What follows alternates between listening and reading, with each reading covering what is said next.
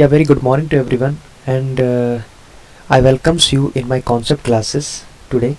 So we are going to cover the separate portion of. Going to start one particular chapter that's name is the identity of Aryan culture. That's mean in Hindi, आर्य संस्कृति की पहचान, right? So in this we are going to understand the text for trait of Aryan culture. कहने का मतलब यहाँ पर यह है टेक्स्ट फॉर मतलब यानी कि जो भी लिखित में हमें मिला है for the trait of Aryan culture, जो आर्यन कल्चर के जो ट्रेट थे उनके लिए, ठीक है। तो इसमें हम लोग समझेंगे कि आखिरकार ये क्यों इतना इम्पोर्टेंट है, आर्य संस्कृति की पहचान है, उससे हम क्या चाहते हैं, क्या रिलेवेंस है हमारे एग्जाम पॉइंट ऑफ व्यू से, ठीक है। तो उससे पहले मैं अपना पहले पेन सेलेक्ट करता हूँ, फिर बाद में आपको मैं बताता हूँ। Wait, okay, so come on the point and we will discuss line by line, right. So make a patience, because when you have a patience then your mind is stable at that time, and after that if anybody told you any point तो मैं ये बोलता हूँ आप वो पक्का remember कर लेंगे। So come on the point. The principal traits of the Aryan culture are set out by the Vedic, Iranian, Greek literary text, cognate terms found in the proto Indo European languages. कहने का मतलब यहाँ पर यह है कि जो principal trait हैं किसके, आर्यन कल्चर के, उनको सेट आउट किया गया है किनके द्वारा, वैदिक, ईरानियन एंड ग्रीक के द्वारा, ठीक है। जो लिटरेरी टेक्स्ट मिले हैं उनके द्वारा। मैं साफ साफ बोलूँ मतलब जो हमारे जितने भी जो वैदिक, ईरानी और यूनानी ग्रंथों के आधार पर तथा विभिन्न हिंदी यूरोपीय भाषाओं में पाए जाने वाले शब्दों की सहायता से संस्कृति के प्रमुख विशेषताओं को निर्धारित किया जा सकता है, ठीक है। तो मेरा कहने का मतलब यहाँ पर यह है कि आखिरकार हम इन चीज़ों को क्यों पढ़ रहे हैं, क्यों ज़रूरत पड़ रही है, आर्य समाज की क्यों ही ज़रूरत पड़ रही है। वो ज़रूरत इसलिए पड़ रही है कि हम लोगों ने वहाँ से अपनी हिस्ट्री, ये जो जिन्हें मैं ईरानियन और वैदिक के बारे में बता रहा हूँ, यहाँ से हमने क्या किया, अपने हिस्ट्री के पॉइंट्स पिकअप किए हैं, ठीक है। तो इसके लिए हम लोग इनकी ज़रूरत पड़ रही है। अब बात करते हैं the text that helps us to reconstruct the material and other aspects of the Aryans cultures comprising Rigveda, Zend Avesta and Homer, Iliad, right, and Odyssey. कहने का मतलब यहाँ पर यह है कि जितने भी यानी कि मैं यहाँ पर बात करूँ जैसे टेक्स्ट जो हेल्प करते हैं हमें क्या करने के लिए, रिकंस्ट्रक्ट मतलब दोबारा से उसे बनाने के लिए एक ऐसा मटेरियल प्रोवाइड कराता है जो जिसमें सारे एक्सपेक्ट हैं यानी कि किसके, आर्यन कल्चर के, जो कंप्राइज करता है ऋग्वेदा में मिलते हैं, ठीक है, जैन अवेस्ता में, ठीक है, एंड होमर के द्वारा एक बुक लिखी गई थी जिसका नाम था इलियाद एंड ओडिसी इसके अंदर, ठीक है। कुछ स्पेशलिस्ट में differ on the criteria for the dating these text, ठीक है, but we may go by the general aspects dates. यानी कि हम लोग देखिए, मैं अगर सिंपल बात करूं, हम लोग ऋग्वेदा में जब देखते हैं तो कुछ चीज़ें ऐसी हैं जो 1500 BC में यानी कि लिखी गई हैं, कुछ को क्या किया गया है 1000 BC में लिखी गई हैं। तो टाइम पीरियड चेंज हो गया लेकिन बुक एक ही है, ठीक है। तो राइटर डिफरेंट हो गया क्योंकि कोई 500 साल तो जी नहीं लेगा।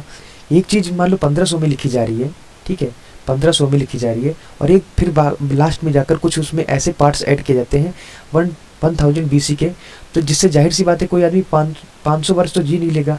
तो इसका मतलब जो बाद में जो ऐड किए वो अलग राइटर होगा और इस वक्त बाद में जो किए वो अलग हिस्टोरियंस होंगे, ठीक है। अब यहाँ पर बात आती है ऋग्वेदा की। ऋग्वेदा इज असाइंड टू रफली 1500 BC, although the later edition might be as late as 1000 BC.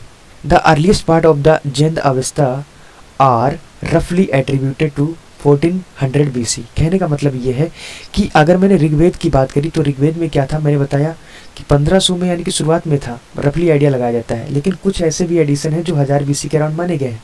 फिर बाद में बात करें जैन अवेस्ता की, उसका जितने भी यानी कि जो रफली पार्ट जो हमें मिलते हैं वो एट्रीब्यूट करते हैं लगभग कितना 1500 की BC के क्रम, और उसके बाद यानी कि हर्मोस जो है उसका लगभग जितने भी टेक्स्ट जो असाइन किए गए हैं वो लगभग 900 से 800 BC के अराउंड पाए गए हैं, ठीक है।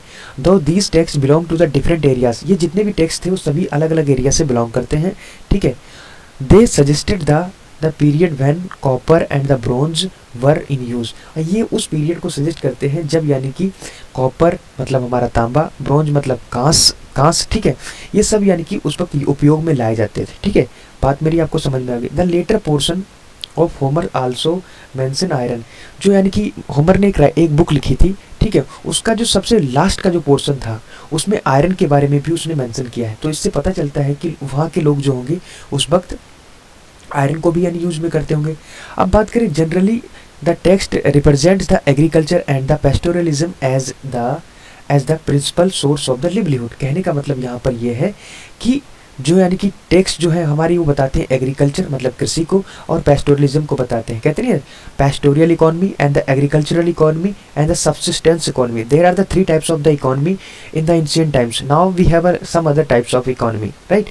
सो हमारे जैसे जैसे समाज में यानी हमारी उपलब्धि हम पाते गए वैसे वैसे हमारा यानी कि समय बदलता गया और हम यानी कि आगे की तरफ बढ़ते चले गए, हमारी इकोनॉमी भी वैसे डेवलप होती चली गई। तो मेरा कहने का यहाँ पर मतलब ये है कि वहाँ के लोग किस पर डिपेंड थे, पहले एग्रीकल्चर पर डिपेंड थे और यानी कि पेस्टोरलिज्म पर, ठीक है, इन चीज़ों पर डिपेंड थे, जो कि प्रिंसिपल सोर्स थे किसके लिए, अपनी आजीविका को चलाने के लिए। The people lived in temperate climate. जो पीपल थे किस में रहते थे, टेम्परेट क्लाइमेट में, उष्ण कटिबंधीय है, ठीक है, शीतोष्ण, नॉट उष्णकटिबंधीय है, शीतोष्ण क्लाइमेट में यानी कि वो लोग रहा करते थे, शीतोष्ण यानी कि ऋतु में रहते थे, मौसम टाइप की जो क्लाइमेट होती है वैसे रहते, ठीक है। और बात करते हैं दे डोमेस्टिकेटेड हॉर्स, ये क्या करते थे, घोड़ों को पालते थे, विच were use for the riding, जो यानी कि सवारियों के लिए यूज किए जाते थे, फॉर द ड्राइविंग कार्ट्स, जो यानी कि कार्ट्स मतलब बोले तो यानी कि कहते नहीं तांगा चलाना, बैलगाड़ी चलाना, ये सब कार्ट्स में यानी कि इनकी गिनती होती है। तो घोड़ों को यानी कि तांगा चलाने के लिए या बग्गी चलाने के लिए यूज किया जाता था, ठीक है। दे यूज स्पोक व्हील, ये लोग क्या करते थे उस वक्त, यूज करते थे spoke wheel, and fought with bows, यानी कि ये लोग लड़ाई करते थे किसके साथ, धनुष और तीर के साथ, यानी कि ये लोग यानी कि लड़ाई किया करते थे और अपनी जितनी भी यानी कि जो तीर होती थी उनको थर्मस में रखा करते थे, तरकस में रखा करते थे, सॉरी थर्मस नहीं, तरकस में रखा करते थे, जिनको हम लोग बोलते हैं क्यूअर्स, ठीक है, उनको क्यूअर्स में रखते थे। They live in A male dominated society, और ये यानी कि पितृत्मक सोसाइटी में रहते थे। मतलब उस वक्त जो जैसे आज हमारे समाज में कहीं कहीं क्या, आज हमारा समाज जो है आज भी यानी कि पितृत्मक है, ठीक है, मात्रात्मक नहीं है। मतलब जहाँ पर पुरुष की प्रधानता हो, मतलब पुरुष के अधिकार चलते हों, वहाँ पर क्या होता है, मेल डोमिनेटेड सोसाइटी। तो आज भी हम उसी सोसाइटी में रह रहे हैं और पहले भी उसी सोसाइटी में लोग रह रहे थे, ठीक है। दे बरीड द डेड बॉडीज, ये लोग अपने यानी कि जो मृतक शरीर होते थे उनको क्या करते थे, जमीन में दफना दिया करते थे। बट आल्सो प्रैक्टिस क्रेमेशन, कहीं कहीं ये भी देखा गया है कि ये लोग अपने यानी कि जो शव होते थे उनको जला भी दिया करते थे। तो इससे ये पता चलता है कि ये लोग दोनों प्रैक्टिस को यानी कि फॉलो करते थे। Cults of the fire and some prevailed among the speakers of the Indo-European languages in Iran and the Indian subcontinent। कहने का मतलब यहाँ पर ये है कि जितने भी कल्ट्स जो हमें देखने को मिले हैं, जो स्पीकर्स ने बताया है इंडो यूरोपियन लैंग्वेजेस के द्वारा, इन ईरान में and the sub continent of the Indian, वहाँ पर यानी कि क्रिमेशन के यानी कि हमें चीज़ों यानी कि क्रिमेशन के बारे में भी देखने को मिला है, जिनमें आग से रिलेटेड चीज़ों के बारे में पता चला है। हाउएवर यद्यपि animal sacrifice including horse sacrifice seem to have been practice by all Indo European communities. कहने का मतलब यहाँ पर है बलि, यानी कि बलि भी दी जाती थी, पशुओं की बलि दी जाती, जिसमें घोड़े की भी बलि होती थी। लिख रखा है यहाँ पर इंक्लूडिंग हॉर्स सेक्रीफाइस, घोड़े की भी बलि होती थी, ठीक है। एंड ये लोग प्रैक्टिस भी करते थे ऑल इंडो यूरोपियन कम्युनिटी, जितनी भी इंडो यूरोपियन कम्युनिटीज़ थी वो लोग यानी कि इन चीज़ों की प्रैक्टिस किया करते थे, मतलब ये लोग बलि वगैरह दिया करते थे। The cultural continents of text date रफली to the late Neolithic and early bronze Age. कहने का मतलब यहाँ पर यह है कि जो कल्चरल कंटिनेंट थे ऑफ टेक्स्ट के, ठीक है, उनको डेट किया गया है रफली कहाँ से, late Neolithic and early bronze age से, ठीक है। अब बात करते हैं the content seem to cover Eastern Europe, Central Asia, जो यानी कि are geographically linked to India. कहने का मतलब यहाँ पर ये जितनी भी कंटिनेंट जहाँ पर ये घटनाएं घटित हुई वो लगभग कौन कौन सा एरिया था, जो यानी कि ईस्टर्न यूरोप मतलब पूर्वी यूरोप, ठीक है, सेंट्रल एशिया हमारे मध्य एशिया महाद्वीप, ठीक है, और कुछ जोग्राफिकल कंडीशन जो है यानी कि जोग्राफिकल जो यानी कि हमारे इंडिया से लिंक करते थे, वो जो इंडिया से लिंक करते थे, पाकिस्तान से लिंक करते थे, अफगानिस्तान, ईरान, इराक, ठीक है, एंतोलिया एंड ग्रीक, ठीक है। तो ये चीज़ें जो यानी कि मैं बता रहा हूँ, ये सब चीज़ें इन जगहों पर घटित हुई हैं जिनका मैंने नाम लिया अभी। ये यानी कि कुछ ऐसे पार्ट्स जो यानी कि ईस्टर्न कुछ यानी कि कुछ पार्ट आ जाते हैं हमारी सेंट्रल एशिया में, जैसे अफगानिस्तान की बात करें तो कुछ पार्ट जो है इसका यानी कि सेंट्रल एशिया में कवर करता है, और ईरान इराक यानी कि ये जो जाएंगे यानी कि साउथ में हो जाएंगे थोड़ा, ठीक है। लेकिन अगर कजाकिस्तान, किर्गिस्तान, तुर्कमेनिस्तान, अजर और जितने भी यानी कि इस्तान वाले यानी कि जो कंट्रियां हैं वो सारी हमारी कहाँ कहाँ आती हैं, सेंट्रल एशिया में। ये जितनी भी कंट्रियां हैं वहाँ पर यानी कि हम लोग इनकी बात करेंगे जो जहाँ पर हमारी ये सारी घटनाएं हो रही हैं फॉर क्रिमेशन एंड जितने भी आर्यंस के बारे में बात करेंगे, सारी भी जितनी भी जड़ें हैं हमारी सेंट्रल एशिया से आई हैं, ठीक है। तो since ancient times various communities in major portion of this vast territory spoke Indo-European languages। कहने का मतलब यहाँ पर ये है कि जितनी भी जो यानी कि एंशियंट टाइम में अगर बात करें तो वेरियस कम्युनिटीज़, बहुत सारी ऐसी कम्युनिटीज़ थी इन अ मेजर पोर्शन, बहुत बड़े पोर्शन में, जो जिनकी वास्ट टेरिटरी जो स्पोक करती थी क्या, इंडो यूरोपियन लैंग्वेज, मतलब हिंद यूरोपीय भाषाएं वो बोलते थे। मतलब ना ही इस समुदाय यानी कि इस कंटिनेंट की यानी कि इंडियन कंटिनेंट की पूरी भाषा, ना ही यूरोपीय कंटिनेंट, दोनों भाषा मतलब दोनों कंटिनेंटों से मिलकर जो एक भाषा मर्ज हुई, उस भाषा को ये लोग बोला करते थे, ठीक है, जिसको हम लोग बोलते हैं Indo European languages. The climatic condition, birds, animals and trees revealed by cognate words suggest that the Aryan did not live in warmer areas. कहने का मतलब यहाँ पर यह है जो क्लाइमेटिक कंडीशन है किसकी, बर्ड्स की, एनिमल्स की या ट्रीज़ की, वो बताती हैं कि जो उनके जो वर्ड्स हैं वो सजेस्ट करते हैं कि ये आर्यंस जो थे यानी कि गर्म जलवायु में नहीं रहा करते थे। देयरफॉर कहा जा सकता है कि we therefore have seek to speaker of early Indo European languages in the temperate zone, यानी कि टेम्परेट जोन में रहते थे, जो कवर करता था यूरोप और सेंट्रल एशिया को, वहाँ पर ये लोग रहा करते थे। मेनली यहाँ पर माना जाएगा इनको, ठीक है। तो कह सकते हैं कि अब देखिए यूरोप का जितना भी पार्ट है एक ठंड यानी एक बर्फीला क्षेत्र है, ठीक है। सेंट्रल एशिया, वहाँ पर भी लगभग इसी तरीके के माहौल देखने को मिलता है, मतलब आता है, इतना नहीं होता है सेंट्रल एशिया में। लेकिन यूरोप की बात करें तो लगभग पूरा ही ऐसा प्रदेश है जहाँ पर सब जो साइबेरियन एरिया है, हमारा सेंट्रल एशिया का भी साइबेरियन एरिया और यूरोप का साइबेरियन एरिया सारा पूरा कवर करेगा। तो हम कह सकते हैं लोग यानी कि ठंड वाले प्रदेश, मतलब जहाँ पर बहुत ज़्यादा ठंड पड़ती हो, जहाँ पर बहुत ही यानी कि बर्फ़ देखने को मिलती हो, ठीक है, मतलब cold climate where they live, right?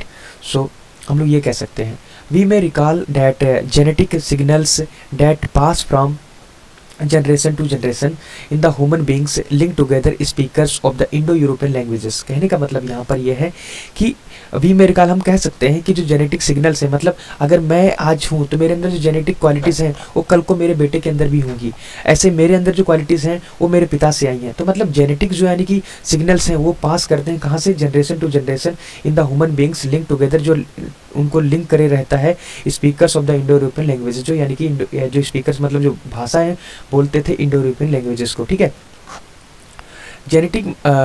Genetic marker card यानी कि जो जेनेटिक मार्कर होता है उसे कहते हैं हम लोग M17, ठीक है, विच प्रिवेल्स, जो हमें यानी कि प्रिवेल करता है in 40% people of the Central Asian steppes is also found in the frequently in the Indo Aryan, ठीक है, speakers in the Hindi speaking area of Delhi it is found. ये माना जाता है कि लगभग 35% पीपल, जो 35% पीपल हैं वो सजेस्ट करते हैं migration of the Indo Aryan from the Central Asia.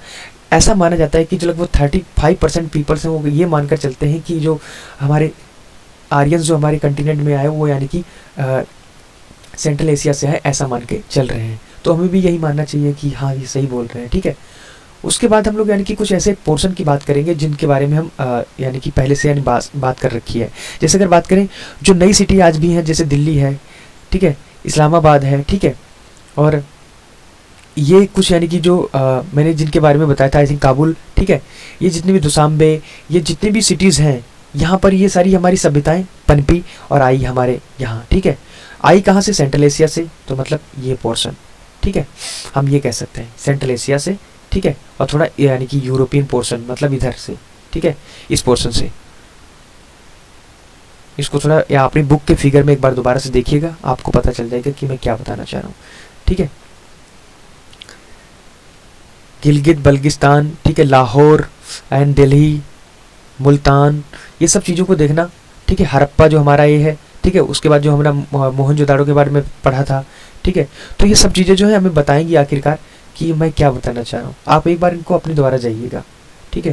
Basically हम अपना लेसन कवर करते हैं by the text, but it's your duty to go through the map, because by the map you clear much more points from that, because after reading the text you have arisen some questions, and after arising you have a lot of curiosity to want to know how this occur, right? So तुम्हारी duty है सबसे पहले map के through जाओ और देखो कि आखिरकार सेंट्रल एशिया कहाँ है, यूरोप कहाँ है, ठीक है, ईस्टर्न यूरोप क्या है, और ये आखिरकार यहाँ से क्यों आए, क्या रीजन हुआ होगा, क्या क्लाइमेटिक चेंजेस आया होगा, क्यों ज़रूरत पड़ी इनको यहाँ आने की, क्या सोर्सेस थे जिसके कारण ये लोग यहाँ पर रुके हुए थे। ये सब चीज़ें हैं जो आदमी को मजबूर करती हैं एक जगह से दूसरी जगह जाने में, ठीक है। अब बात करेंगे हॉर्स, ठीक है, the horse, it's domestication and diffusion, ठीक है, हॉर्स और इट्स डोमेस्टिकेशन एंड डिफ्यूजन के बारे में बात करेंगे। The horse is regarded as a indispensable trait of Aryan culture, ठीक है, for it plays crucial role in the life of the early Indo European. कहने का मतलब यहाँ पर यह है कि हॉर्स को यानी कि रिगार्डेड करके ये मानकर चलते थे कि ये इंडिस्पेंसिबल यानी कि क्या है हमारे लिए एक ट्रेट है ऑफ आर्यन कल्चर का, ठीक है, जो क्या करता है, एक प्ले करता है क्रूशियल रोल किसके लिए, लाइफ ऑफ यानी कि अर्ली इंडो यूरोपियन के लिए, ठीक है। द टर्म जो अश्व है वो in the Rigveda it cognates appear, Sanskrit जो संस्कृत में यानी कि अपीयर होती है एक घोड़े के लिए, ठीक है, ठीक है। अवेस्तान इन अ ग्रीक यानी कि Avestan Greek, Latin and other Indo European languages, यानी कि कहने का मतलब ये है कि बहुत सारी ऐसी लैंग्वेजेस जिसमें घोड़े के बारे में बहुत बताया गया, डिफरेंट नाम लिए गए हैं, ठीक है। अब हमारी संस्कृत में अगर बात करें तो उसका नाम रखा गया अश्व, तो इसलिए हमारे ऋग्वेदा में जो यानी कि उसका लगभग 2 से 15 बार यानी कि रिपीटिशन हुआ है, ठीक है। तो पता चलता है कि वहाँ पर लोग यानी कि घोड़े का पहले इस्तेमाल ज़्यादा करते होंगे, उसके बाद गाय का और बुल का, ठीक है। तो ये सब चीज़ें जो यूज में आती थी उनको यानी कि उन्हीं टाइप के वो एनिमल्स पालना चाहते थे। मतलब देखिए जिससे आपका लाभ होगा आप उसी को पालेंगे। अगर आज के ज़माने में बात करूं तो गाय भैंस क्यों पाली जा रही है, क्योंकि उनको उससे दूध लेना है, ठीक है। भैंसे और मतलब यानी भैंसा और बैल को क्यों पाला जाता है, क्योंकि उनसे खेत की जुताई करनी है। लेकिन आज के डेट में देखा जाए इनकी संख्या कम हो रही है। क्यों कम हो रही है, क्योंकि उनकी जगह पर ट्रैक्टर जगह स्थान ले रहा है, ठीक है। तो सिंपल सी बात है, जिससे हमारा लाभ है हम उन चीज़ों को पालेंगे, ठीक है। तो ये बात यहाँ पर मैं बताना चाह रहा था अश्व के बारे में, ठीक है। तो यहाँ तक हमने कवर कर लिया। इन एंशिएंट टेक्स्ट पार्टिकुलरली वैदिक अवेस्तान many personal names are horse centred, यानी कि जितने भी ये सारे नेम हैं पर्सनल नेम, ये किसके लिए बताए गए, यानी कि हॉर्स को यानी कि सेंटर्ड करने के लिए, कि हॉर्स वहाँ उस वक्त यानी कि एक बहुत ही बड़ी संख्या में जाना जाता है। जिसके पास ज़्यादा घोड़े होते थे उसको राजा मान लिया जाता था। उसके बाद एक प्रोसीजर चला कि जिसके पास सबसे ज़्यादा गाय होंगी उसको राजा मान लिया जाएगा। इसीलिए गोकुल में नंद जी को यानी कि वहाँ का यानी कि क्या सभापति मानते थे। सभापति मतलब वहाँ का मुखिया, ठीक है। तो मुखिया का मतलब ये हुआ कि उसके पास सबसे ज़्यादा गाय हैं। तो सच में नंद जी के पास उस वक्त सबसे ज़्यादा गाय थी। तो सिंपल तरीका यही है कि जानवरों की संख्या जिसके पास ज़्यादा होगी उस जमाने में, ठीक है, तो उसको यानी कि क्या उस वक्त का मुखिया माना जाता था। इसीलिए मैं यहाँ पर बोल रहा हूँ कि हॉर्स को ज़्यादा यानी कि यूज करते थे और जिसके पास ज़्यादा हॉर्स होते थे उसे राजा माना जाता था, ठीक है। For the early Vedic period we have over 50 horse, ठीक है। अर्ली वैदिक पीरियड में देखा जाए तो यानी कि 50 से भी ज़्यादा यानी कि हॉर्स के नेम देखे गए हैं, ठीक है। और 30 चैरियट्स नेम 30 रथों के नाम देखे गए हैं, ठीक है। सिमिलरली द अस्पा, जिसको हम लोग यानी कि हॉर्स के नाम से भी जानते हैं, हॉर्स कहा कहते हैं, ठीक है, घोड़ा, form part of name of the several Iranian chiefs in the Avesta, ठीक है। अवेस्ता के अंदर यानी कि ईरानियन चीफ्स के बारे में बताता है सेवरल नाम्स के। सम ईरानियन ट्राइब्स मेंशन, जो यानी कि कुछ ईरानियन ट्राइब्स है वो यानी कि बताती हैं। जैसे हीरोडोट्स ने यानी कि देखो हीरोडोट्स को क्या कहते हैं हम लोग, इतिहास का जनक कहते हैं। तो Herodotus are also name after the horse, ठीक है। कहने का मतलब ये है कि देखिए हीरोडोट्स जो नाम आया वो कहाँ से आया, वो हॉर्स से ही नाम निकल कर आया, क्योंकि उन्होंने हॉर्स के बारे में बहुत कुछ बताया होगा, इसीलिए उनका नाम हीरोडोट्स पड़ा, ठीक है। In its various form the term ashva occurs 215 times in Rigveda. अगर यानी कि हॉर्स के बारे में बात करें तो ऋग्वेद में लगभग 215 बार हॉर्स का नाम आया, मतलब घोड़े का नाम आया, अश्व का नाम आया, ठीक है। No other animals is mention so frequently, इतना यानी कि बार बार यानी कि कोई अदर एनिमल यानी कि रिपीट नहीं किया गया जितना घोड़ा रिपीट किया गया, ठीक है। उसके बाद अगर किसी का नाम आया तो गो का नाम है, गो मतलब काऊ, काऊ मतलब गाय। उसका नाम यानी कि लगभग 176 बार लिया गया, 176 times, right.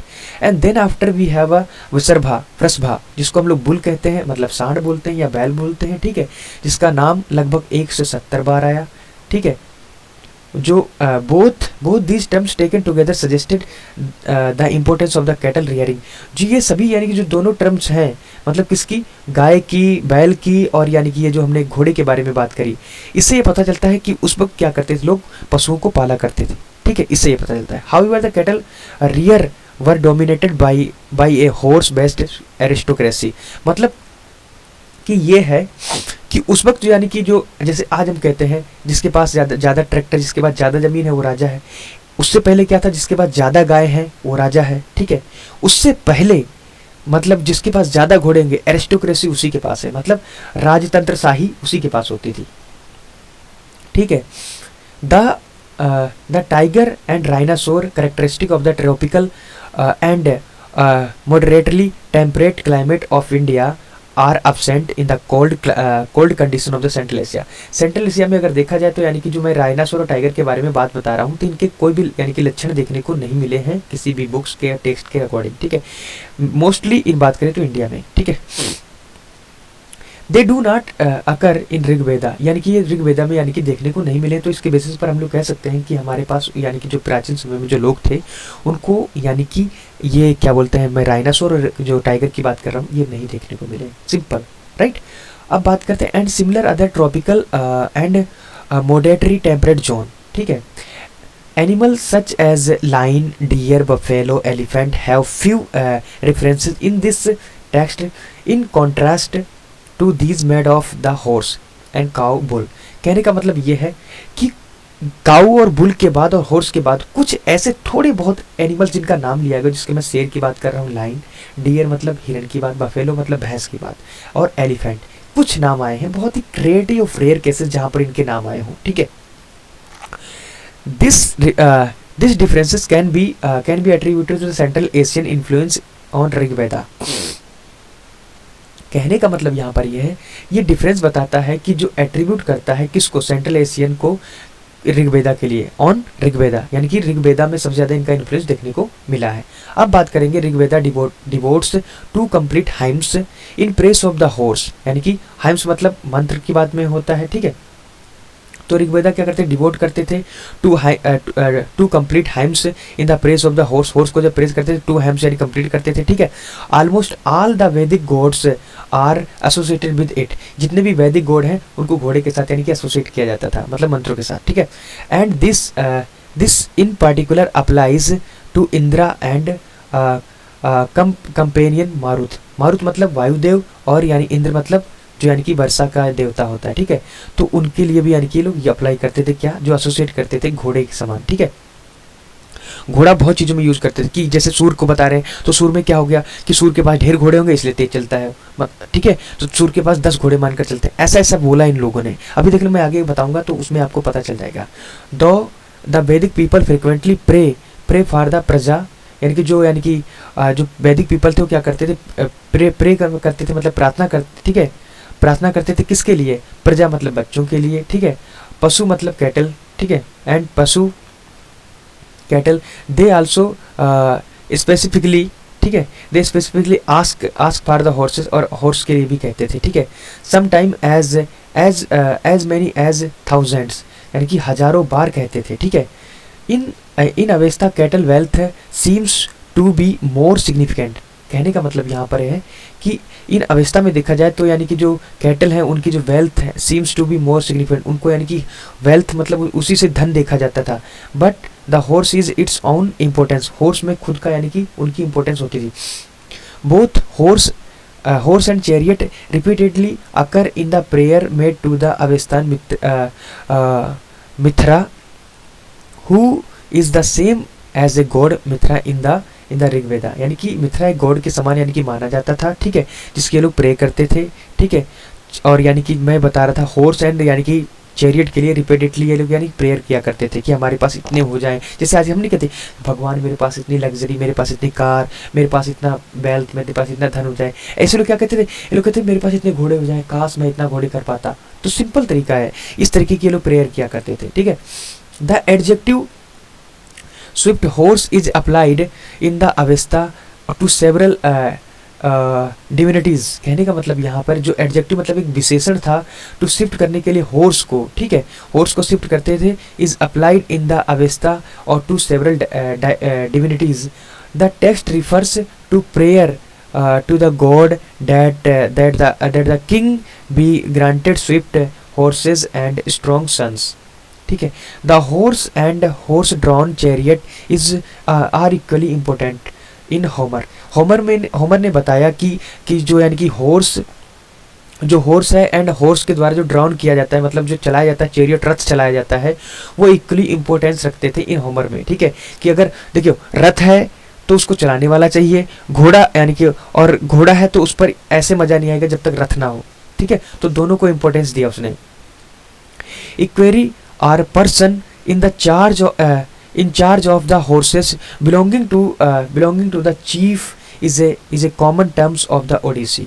The Vedic, Iranian and Greek text thus leave no doubt that earliest speaker of the Indo-European languages were well acquainted with the horse। Simple है, मतलब हॉर्स के साथ ज़्यादा यानी कि लोग लगाव रखते थे। अब बात करेंगे the earliest domesticated horse is found at A considerable distance from the Indian subcontinent. कहने का मतलब यहाँ पर है जो अर्लीस्ट डोमेस्टिकेटेड यानी कि जो हॉर्स थे इज फाउंड, उनको यानी कि ये मानकर जाना जाता है कि उनको कंसिडरेबल किया जाता था कि distance from the Indian subcontinent. कहने का मतलब यहाँ पर है उनको इंडियन सबकॉन्टिनेंट में यानी कि डोमेस्टिकेट किया जाता है जो कुछ डिस्टेंस पर थे, यानी कि भारत से मतलब इंडियन सबकॉन्टिनेंट से कुछ डिस्टेंस पर, यानी कि उनको ये माना जाता है कि वो लोग डोमेस्टिकेट वहाँ पर किए जाते थे।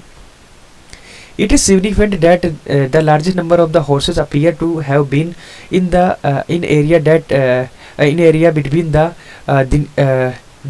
Dnieper river in the west and Volga river in the east। कहने का मतलब यहाँ पर ये है कि इसको सिग्निफिकेंट इसलिए माना जाता है कि लार्जेस्ट नंबर जितने भी हॉर्स थे वो अपीयर हुए हैं, मतलब दिखाई पड़े हैं इन द एरिया बिटवीन जो द्नीपर रिवर है in the west and Volga river in the यानी कि जो ईस्ट है। ठीक है, earliest evidence of the horse is found in the south Ural region and the Black Sea area in the 6th millennium BC। कहने का मतलब यहाँ पर ये है कि अर्लीस्ट एविडेंस जो थे हॉर्स के वो फाउंड किए गए हैं साउथ यूराल, आपने यूराल माउंटेन के बारे में सुना होगा तो वहाँ पर की बात हो रही है। ठीक है, एंड ब्लैक सी, काला सागर, वहाँ पर। ठीक है, कहाँ कब किया गया? 6th मिलेनियम BC के बाद बात की गई है।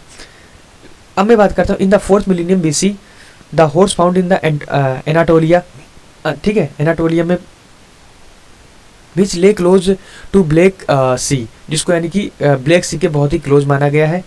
By the 3rd millennium BC, horse are found in large number in the South Siberia. Eventually, the use of the horse underwent a long gestation period। कहने का मतलब ये है कि जैसे ही तीसरी BC आती है तो हॉर्स का जो यानी कि पालने का यानी कि जो ज़्यादा पहले का चलन था वो धीरे धीरे कम होने लगा, साउथ साइबेरिया में यानी कि देखने को मिला। इवेंचुअली जो यानी कि उनका जो यानी कि पालने का था वो धीरे धीरे पीरियड नीचे आता गया। जैसे मैं कहता नहीं पहले गायों को बहुत ज़्यादा पाला जाता, अब कितनी गाय रह गई? अब बहुत कम गाय रह गई हैं as a comparison to the ancient time, right.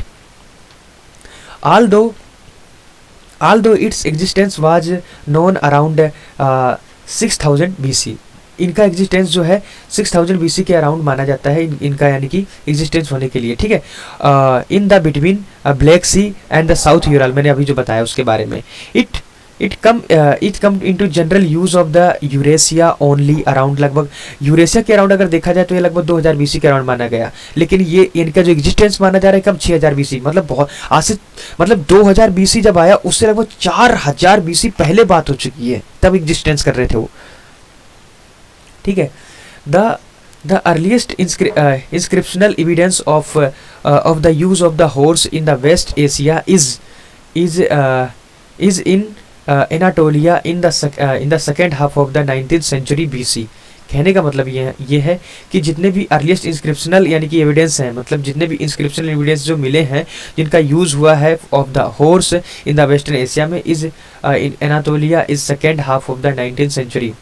It's effective use in western Asia, जिनका यानी कि इफेक्टिव यूज हुआ इन द वेस्टर्न एशिया, जो एस्क्राइब करते हैं टू द कैस्केट इन्वेजन, ठीक है, of the Babylon.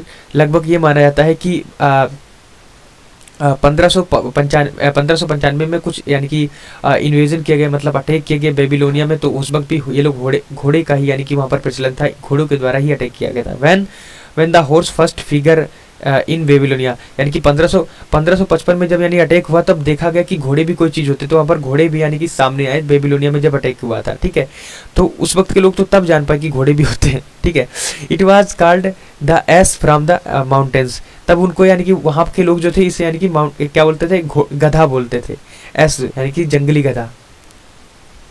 War chariot, मतलब जो युद्ध में यानी कि हम लोग उनका यूज करते हैं रथों का, ठीक है, वार चैरियट, तो उसके बारे में हम बात करेंगे। Indo European widely used horse drawn chariot which are well known to Vedic Avestan and हार्मिक टेक्स्ट, होमेरिक टेक्स्ट।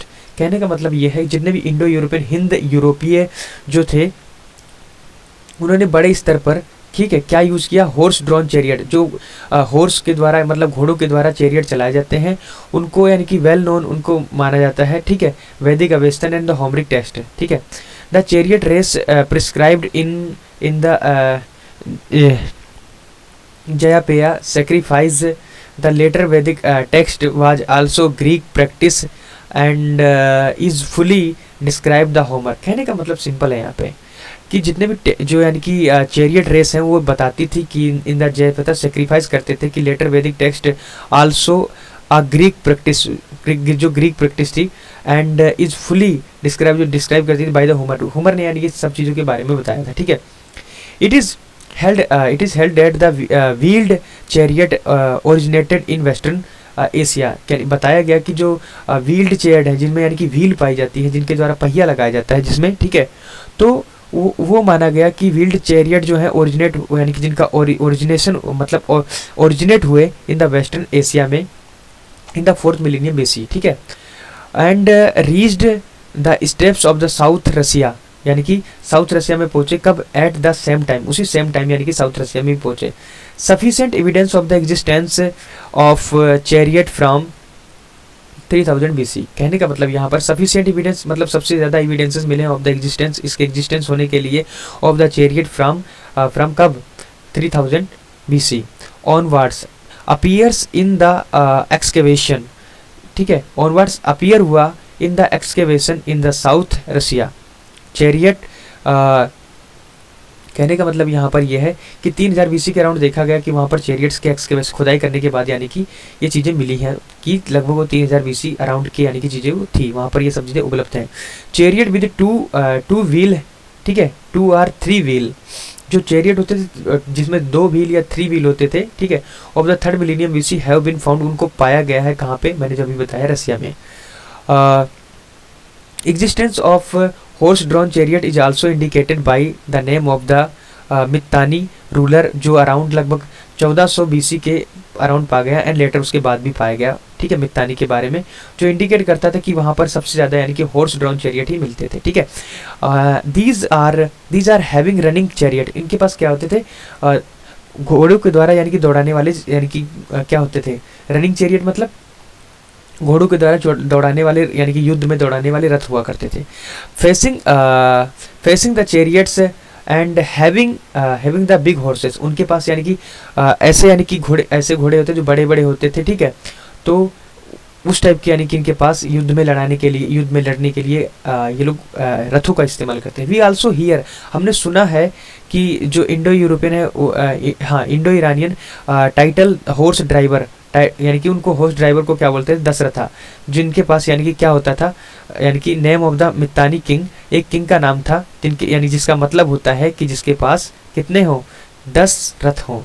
10 रथ का मतलब 10 यानी कि दशरथा अगर किसी का नाम रखा जाएगा तो उसका मतलब ये हो जिसके पास 10 रथ हो, ठीक है।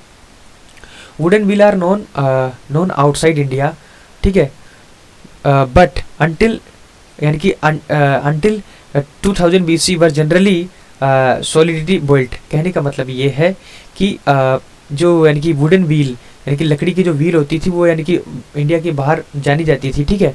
बट अगर देखा जाए 2000 BC के अराउंड, ठीक है, जो यानी कि जनरली सॉलिड बुल्ट यानी कि सॉलिडली बुल्ट यानी कि सॉलिडली बुल्ट की गई, मतलब बनाई गई कील wheels are reported in the Harappan context. जो कील व्हील है, क्ले व्हील है, उनको यानी कि रिपोर्टेड किया गया इन हरप्पा में कॉन्टेक्स्ट, दो कैन नॉट डेटेड अर्लियर, लगभग यानी कि 2500 BC के, ठीक है। सो मेरे हिसाब से आप लोग इसको समझ लिए होंगे। अब मिलते हैं अगले लेक्चर में with this heading, that's mean spoke wheel, with the mean of that. And if you find informative, please like and subscribe, and thank you for watching this video.